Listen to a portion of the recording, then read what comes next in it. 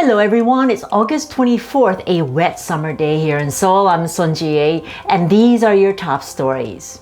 During his visit to South Korea, U.S. nuclear envoy Sung Kim and his counterparts discussed how to break the stalemate with North Korea, including offering humanitarian aid. The talks come amid heightened tensions on the Korean peninsula after the North angrily protested the ongoing military exercises between the South and the U.S. Ambassador Kim emphasized that Washington does not have hostile intent towards the North and stressed that the exercises were purely defensive in nature. He also renewed his offer to meet with his North Korean counterparts anywhere at any time. While the North says it has no cases of COVID-19, the country has not secured sufficient vaccine supplies and suffers from global economic sanctions for its nuclear weapons program.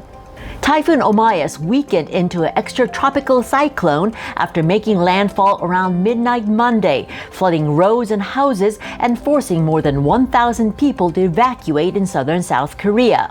Authorities say there were no casualties from the typhoon, but firefighters were busy throughout the night rescuing people from flash floods and assisting residents as they evacuated. Piles of mud from the heavy rainfall slid down and cut off parts of the railway. Half a dozen roads in the southern provinces were also inundated with flash floods.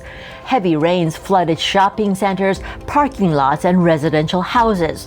While the typhoon warnings were all lifted, the Weather Service forecast heavy rains with strong winds to continue throughout Tuesday. In an exclusive interview with Yonhap News Agency, a Taliban spokesman said he hoped for South Korean recognition and economic cooperation.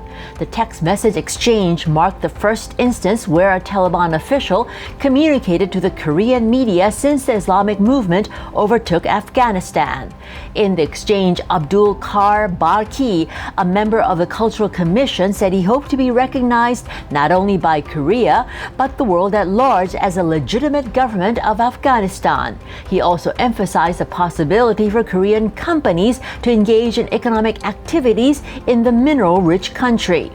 Meanwhile, Korea's top security advisor said Seoul is considering various options to provide refuge to Afghans who work with South Koreans in Kabul. And those were your top stories. Stay safe, everyone, and remember to subscribe to Korea Now. Sun Ji-ae out.